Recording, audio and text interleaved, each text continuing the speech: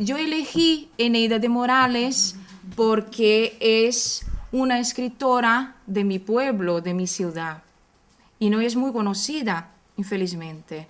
Y tiene una historia muy bonita y muy importante porque fue una activista política, creó los bailes de carnaval en Brasil y también escribió muchos libros, incluso algunos en la cárcel, ¿no? Nosotros también escribimos libros en la cárcel, no son solo los hombres, ¿no? Y Eneida, además de eso, es muy importante para mí porque me traslada, ¿no? Yo vuelvo a mi infancia, ¿no? Porque tuve contacto con Eneida desde cuando yo tenía 7 años, entonces yo crecí en mi casa escuchando el nombre de Eneida, ¿no?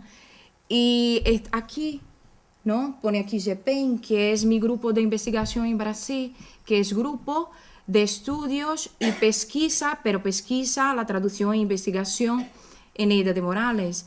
Entonces ya existe casi 20 años, va a cumplir el 27 de agosto, 20 años de nuestro grupo de investigación. Entonces nada más propicio para elegir Eneida, ¿no? Y también, como dije antes, Eneida fue la tesis doctoral de mi madre, ¿no? Entonces yo cogí, porque como crecí ahí estudiando Eneida, teniendo contacto con Eneida y con los hijos, con todo, ¿no? Elegí Eneida. Bueno, ahí tenéis Eneida de Vilas Boas Costa, que era su nombre de soltera. Ella nació, voy a empezar un poquito a introducir, ya después entro en lo más importante, ¿no? La transgresión. Entonces ella nació a las 3 de la tarde del día 23 de octubre de 1903, ¿no? Como todas las mujeres transgresoras, ya desde los 4 años ya empezó a tener una vida diferenciada, ¿no? Empezó a escribir y a leer, que era una cosa que no era, vamos. En 1909 es un año muy marcante en la vida de Eneida porque la abuela materna hace una promesa, como si fuera a hacer una promesa al Virgen de Rocío, ¿no? Porque el padre de Eneida se puso muy enfermo y ella hizo una promesa que la nieta, desde 1909, usaría solo los colores azules y blanco. Entonces, este hecho en la vida de Eneida genera una de sus crónicas más importantes, que es Promesa en azul y blanco. Y hoy conseguimos que sea lectura obligatoria en la selectividad en Brasil, ¿no? Y en 1910, como transgresora también, escribe un cuento y gana en primer lugar el cuento para la revista Tico Tico, ¿no? Un concurso de cuentos infantiles y gana su nombre en la portada de la revista y 20 mireles, que eso serían 2 céntimos de euros. Vamos, que la época era mucho dinero. Entonces, en 2013, voy a dar un salto, en 2013 sale a la luz en la gran pantalla un cortometraje que es de la crónica Promesa en azul y blanco, ¿no? Yo no, infelizmente no puedo, por desgracia no puedo transmitir porque como no tengo internet aquí, pero os debo eso, de pasar si alguien quiere que pase por correo. Y que es de esta Zenei Castro, que ella fue el año pasado y también estuvo en Cannes en el festival, fue seleccionada también. Bueno, ahora empezamos lo más importante. En 1913 ella ingresa en el Colegio Sion, ¿no? Que es un colegio que todas las niñas burguesas de Brasil iban, ¿no? Recibir una educación para ser madres, para ser amas de casa, para vivir en el espacio privado, ¿no? Y para ser una dama de la alta sociedad. Entonces ahí es un año muy triste para Eneida porque ella estaba muy apegada a la madre, ¿no? Estaban muy unidas, entonces eso para ella, que era muy libre, tenía mucha libertad,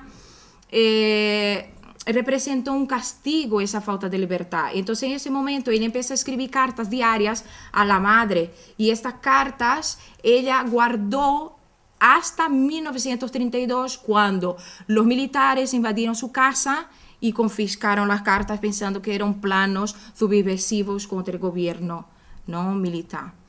En 1916, voy muy rápido, 1916 nace su hermana Nereida, que ella, como era la única hija, mujer, ¿no?, de 5 hijos, nace la hermana, entonces ella teme ahí perder su puesto para la hermana, que la madre estuviese más ligada con la hermana. Pero estos celos se terminan cuando la madre se muere. Entonces ella, como era la hija mayor, se tiene que encargar tanto del padre, de los hermanos y de la casa. Y para ella fue un castigo terrible, porque ella estaba muy, muy avanzada para su tiempo, ¿no? Entonces, en 1918, ella sale de internato, se acaba, ¿no?, el castigo, que ella creía que era un castigo, porque ella no quería recibir la educación que estaba recibiendo, ¿no? En ese momento también termina la promesa, ¿entiendes? La promesa azul y blanco, y ella ya puede utilizar otros colores, ya no tiene que era un verdadero castigo porque las niñas se metían con ella y ella quería poder elegir sus ropas y no podía, tenía que o usar blanco o usar azul. Entonces todavía ahí termina. Cuando ella sale del colegio, del internato, la madre fallece, que es lo que dije antes. Entonces ella se tiene que encargar. Y a los 16 años es cuando ella empieza a tener muchos conflictos con el padre, ¿no? Porque el padre era muy patriarcal, quería que ella se encargase de la casa, de los hermanos, de la responsabilidad que tenía la madre. Entonces ahí empieza la divergencia. Entonces, ¿qué hace Eneida? Eneida, primero, para salir de esta prisión paterna, intenta entrar en la Marina. Lo que pasa es que el ministro de Marina le dijo que el cuerpo de marines no era sitio para mujeres, ¿no? No te queremos aquí, no hay sitio para mujeres. Después ella intenta la mayoridad, pero en Brasil hay una distinción. Para los hombres tienen la mayoridad con 18 años y las mujeres con 21, ¿no? Y entonces ella con 16 años quería tenía su mayoría, quería ser independiente y también fue rechazado. En la esperanza de salir de casa, ella lo que hizo fue empezar un curso de odontología, pero nunca ejerció la profesión, ¿no? Pero ahí, en 1920, cuando ella empieza a escribir para un periódico, ¿no?, para tener mayor independencia. Escribí para un periódico, que el periódico se llama La Esfera. Y entonces, La Semana se asocia a Academia Literaria, que se llama Asociación de los Nuevos. También escribe para otro periódico, ¿no?, y cuando ya empieza su vida periodística, para Belém Nova, y empieza entonces un momento de gran evolución, ¿no?, de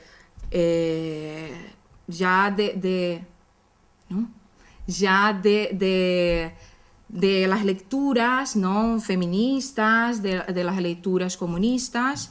Entonces, cuando empieza Eneida, ahí pongo aquí, la Marina dijo que no era sitio para mujeres. En 1920 empieza a trabajar en la revista A Semana, se filia a Asociación de los Nuevos, ¿no? Y aquí tenemos, ella, como vio que no conseguía salir de poder paterno, lo que hace es contraer matrimonio, ¿no?, con una medida de liberarse, pero sale de la prisión paterna y va para la prisión del marido, ¿no?, que también en la época tenía una visión muy patriarcal. Entonces, ella lo que hace es casarse, tiene 2 hijos, la hija mayor se llama Lea, un año después de matrimonio, en 1922, el hijo más chico en 1923, ¿no? Y entonces ella se retira, ahí tenéis el certificado de matrimonio de Eneida, ¿no? Y entonces ella se retira de la vida pública para cuidar de la casa, para cuidar de los niños, pero no era lo que ella quería. Entonces empieza a tener contacto con las lecturas comunistas, con las lecturas feministas, y le abre una visión del mundo que antes era muy cerrada. Entonces ella empieza a tener una ideología y que cree esa ideología, ¿no? Y quiere salir de esa prisión que ella tenía, pero tenía 2 hijos. ¿Cómo haría con los 2 hijos, no? Entonces, en 1926, ella, como muy rebelde, no tenía buena relación con el marido y ni tampoco con el padre, y al revés de firmar Eneida Costa de Morales, ella quita los apellidos y firma solamente Neida, porque ella no quería depender de hombre ninguno, y también como ella era una activista, después más adelante se va a hacer activista, no quería responsabilizar tanto la familia paterna cuanto el marido de sus actos, ¿no? De responsabilizarlo por las cosas que iba haciendo. En 1928, que no está ahí, es cuando empieza ya a ver el fin del matrimonio, porque el marido era igual padre, no quería que ella trabajase, era un obstáculo para su vida activista, era un obstáculo para su escritura política, para el periodismo, ¿no? Para las lecturas feministas que hacía. Entonces ella empieza a tener una versión muy grande de toda la educación que ella recibió en el tiempo de Sion, ¿no? Entonces ya empieza ahí un gusanito, ya no quiero esta vida, ¿no? Y entonces en 1930 es un año muy importante para Eneida, porque ella en esa época, seducida por las lecturas, ¿no? por el comunismo, en Navidad deja el marido y los 2 hijos. El marido, la hija mayor tenía 8 años y el hijo menor tenía 7. Entonces ella deja, se va a Río y allí empieza a tener un curso intensivo de reuniones, de cursos de lecturas comunistas para integrar en el Partido Comunista de Brasil. Y allí se va, y el único que le apoyó en esa época fue el hermano más chico, porque todas les recriminaban, decían que estaba loca, que eso no se hace, que era la peor mujer del mundo, que era una mujer maldita, y ella dejó todo en nombre de lo que ella creía, ¿no? Que ella trazó un destino, una ideología, y fue a por ella, ¿no? Entonces mucha gente no entendía eso. Y después de este hecho, ella llega a Río de Janeiro y empieza a hacer empieza a escribir ya crónicas feministas. Ahí tenéis las bailarinas, que son los primeros escritos feministas que ella escribe, ¿no? Y también hay un hecho que fue muy marcante en 1930, que los militares invadieron su casa, ¿no? Pero que ella todavía no era comunista, era simpatizante, pero todavía no era comunista. Entonces llevaron muchas cosas, llevaron hasta sus hijos, y después de 10 horas les soltaron porque vieron que no tenían nada con el tema, ¿no? Y fue aquí y después ella publicó un artículo en un periódico y dijo: esta revolución no es la mía, ¿no? Que todavía no había empezado en la política como activista. Y ahí sí, ahora sí, ya en 1932, ahí veis todo el material de propaganda, los panfletos que ella producía, ¿no? Entonces, Eneida producía todo, ¿no? Como ella sabía leer y escribir, lo que ella hacía, se encargó de toda la escritura, todos los panfletos, y distribuía por las plazas, ¿no? Por las fábricas, para atraer a los simpatizantes comunistas para el partido. Y ahí tenéis, ¿no? Cuando cercaron 20 militares, cercaron la casa que estaba fuera del pueblo, cercaron, le pillaron, y en esa prisión le llevaron, ¿no? Llevaron las cartas que ella guardaba con mucho cariño de la madre desde el tiempo de Sion, ¿no? Y por ejemplo, aquí tenemos cuando ella fue a la cárcel detenida por esto, que cogieron con muchos materiales de comunismo, cuando ella fue a la cárcel, se quedó 70 días en la prisión, ¿no? Y como ella fue muy rebelde, siempre fue muy rebelde, le torturaban, pero ella no daba ninguna información de los militantes, ¿no? De los integrantes del partido. Y la tenían como una mujer muy, muy peligrosa, ¿no? De alta peligrosidad.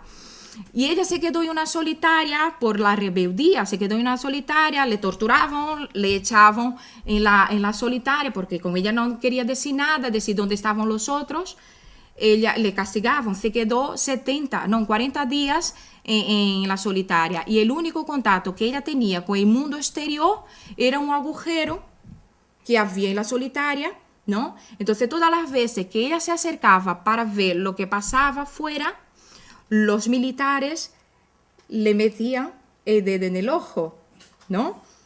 Diciendo, hemos pillado el enemigo, ¿no? Atingimos el enemigo. Y entonces, por engaño, y ahí tenéis los documentos de la prisión, ¿no? De la prisión de Neida. Esto es del Tribunal de Seguridad Nacional y esto es la ficha técnica de Neida, ¿no? Que pone ahí, no se ve, no se lee bien, pero pone ahí que era de una agitadora, una comunista peligrosa, ¿no? Y entonces ella se va le suelta, ¿no? Se va acá a la calle por engaño. Le liberan de la cárcel por engaño. Entonces cuando los militares se dan cuenta de que hubo una equivocación, dice, uy, hemos soltado a Neida, ¿no? No teníamos que haber soltado a Neida. Y entonces se dan cuenta y empiezan a perseguirla, pero ella como tenía mucho contacto, se escondía, ¿no? Los amigos le escondían, entonces se quedó ahí buscando a Neida, pero por suerte no la encuentro, ¿no? Y, por ejemplo, en 1933 acontece una cosa muy curiosa, una anécdota, ¿no?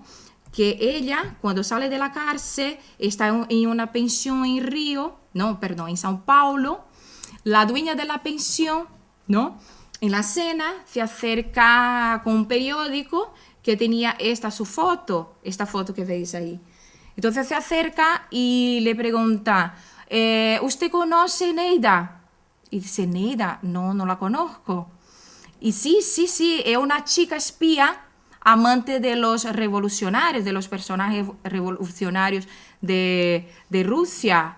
Y ella no se, es que es de alta peligrosidad, entonces ella no se contuvo y empezó a reír, a dar carcajadas, y la dueña de la pensión se enteró que era ella, ¿no? Y no asociaba la descripción en los periódicos y la foto con ella, porque ella estaba muy delgada, era muy bajita y no conseguía asociar, ¿no?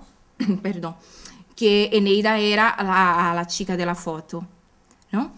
Y, por ejemplo, en 1934 ella va a Río, ¿no? Porque como ya iba muchas veces a la cárcel, en São Paulo, ella se va a Río para tranquilizar mucho las cosas, ¿no? Y allí ella sigue haciendo la militancia, sigue catequizando a los simpatizantes del partido. Allí tiene un historial de novios que yo si fuera a citar por todas las ciudades que pasa y todos los periodos también, que fue una mujer que tuvo muchos novios y allí en Río ella es una de las partes que ella participaba de la revolución, que tenía que llevar las granadas, ¿no? En su cuerpo para entregar a los otros comunistas, ¿no? Para hacer ya como aceta, ¿no? Llevaba en su cuerpo, llevaba en su cuerpo para entregar las granadas y ahí acabar con la revolución intentar derribar el gobierno, ¿no?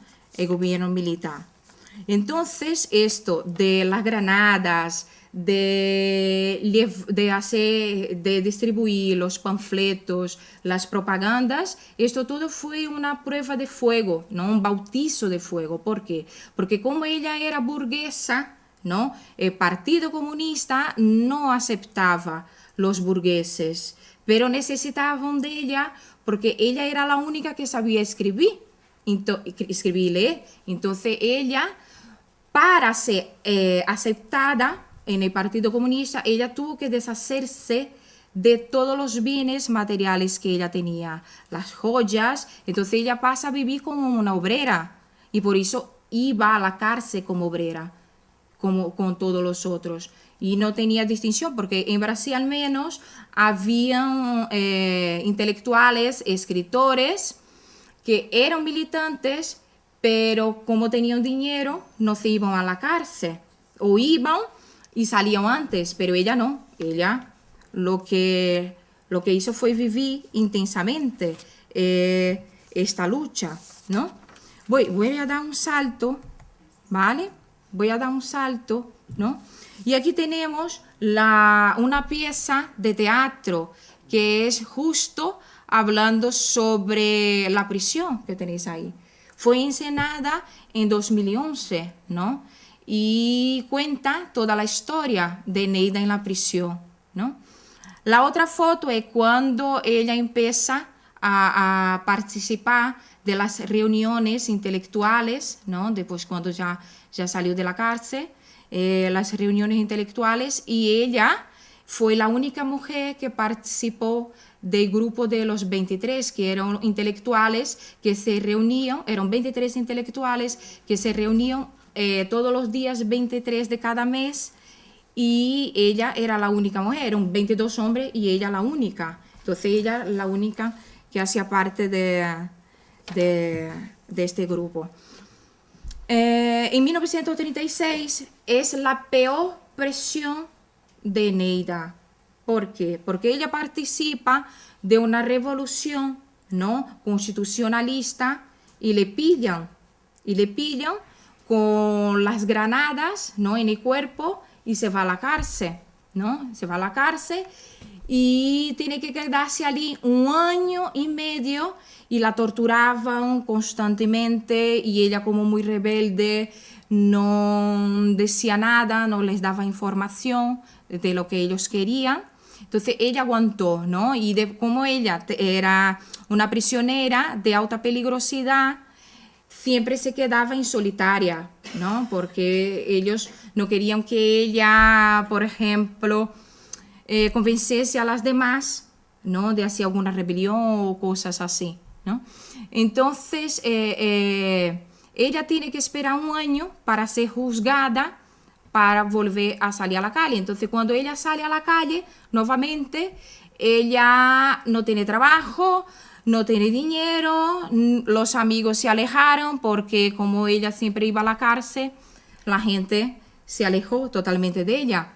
Y ella, cuando empieza a rehacer su vida, ¿no?,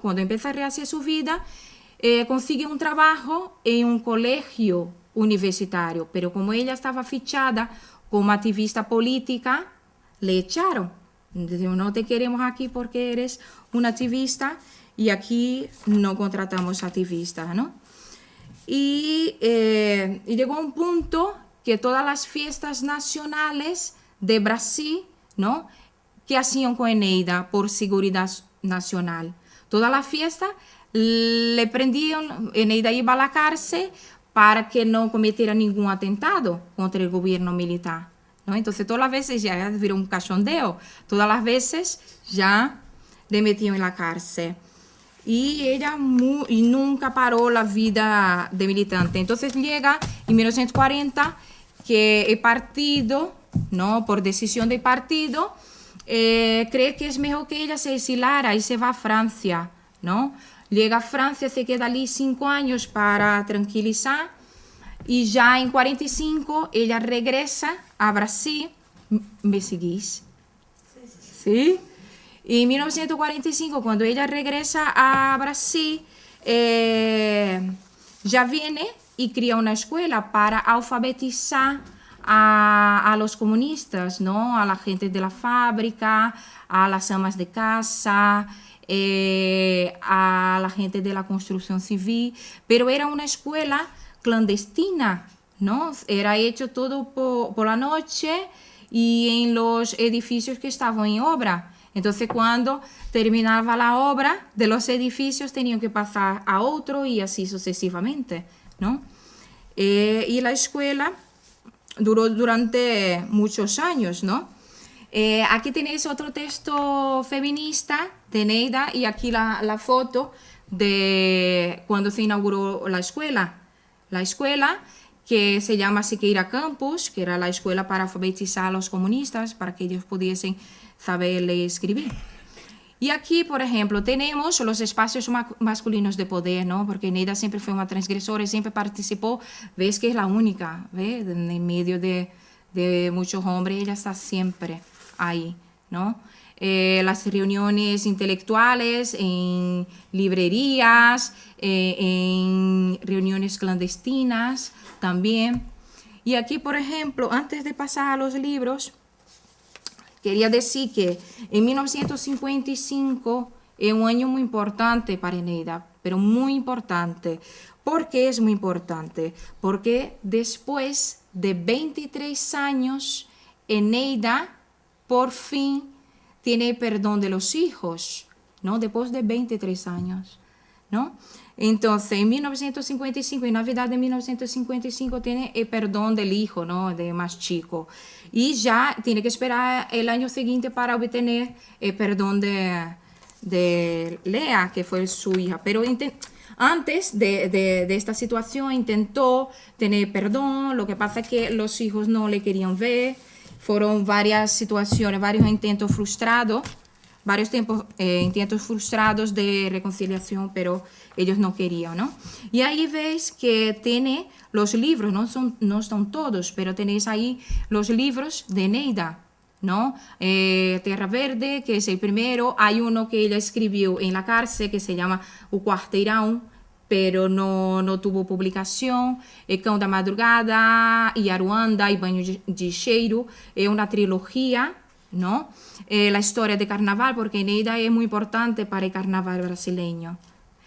Caminos de la Tierra, que fue cuando ella escribió, cuando ella viajó a los países comunistas y hizo entrevista con los comunistas, los personajes comunistas, Copacabana, de Rio de Janeiro, romancista también personajes que son personalidades muy famosas de Brasil, que ella hizo entrevistas, crónicas y puso.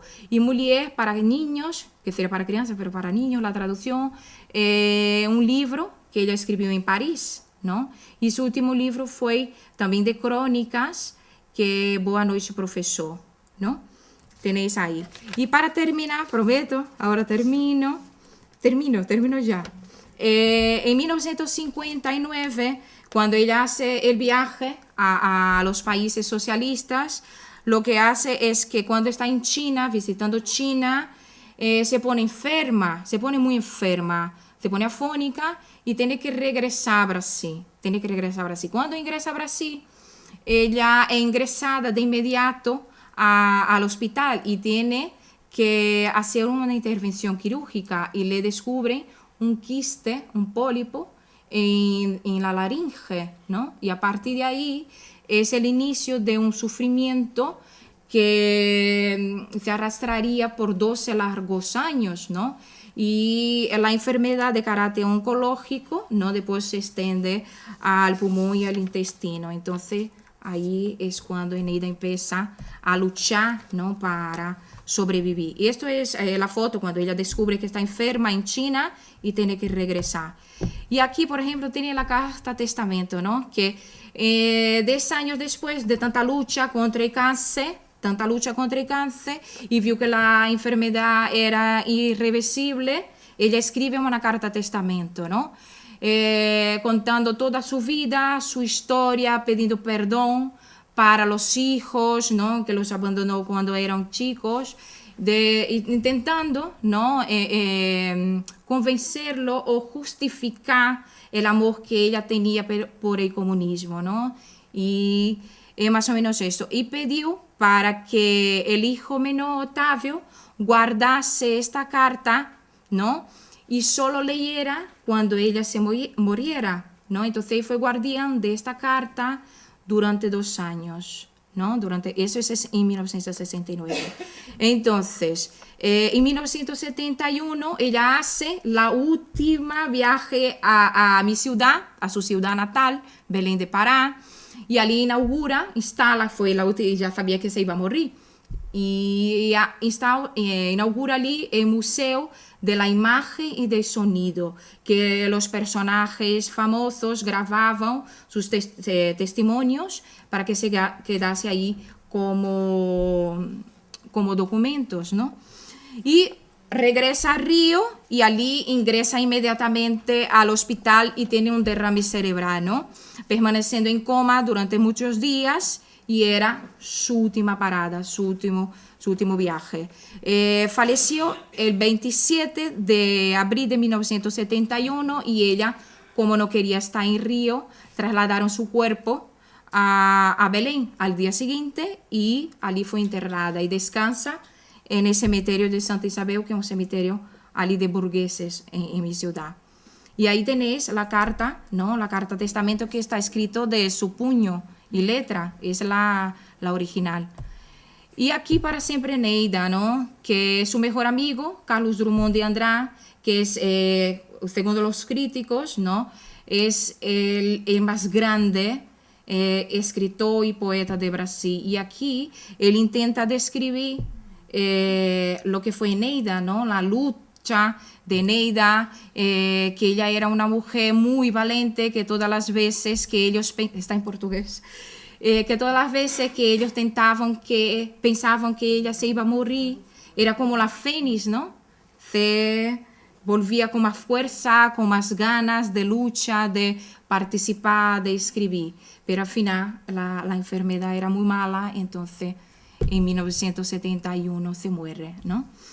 Y bueno, para terminar, quiero deciros que nuestro grupo de investigación de Brasil tiene 5.850 documentos originales de Neida de Moraes y que fueron donados a nuestro grupo de investigación por sus hijos, Lea y Otavio.